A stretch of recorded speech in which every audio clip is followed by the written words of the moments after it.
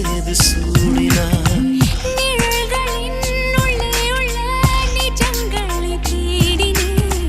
நீயாயதை சொல்வாய் என நித்தமும் நான் வாடினேன் சொல்ல நினைத்தேன் ஆனால் வார்த்தை இல்லை உன்னை விட்டால் யாரும் எந்தன் சொந்தமில்லை சொந்தம் என்று யாரும் இனி தேவையில்லை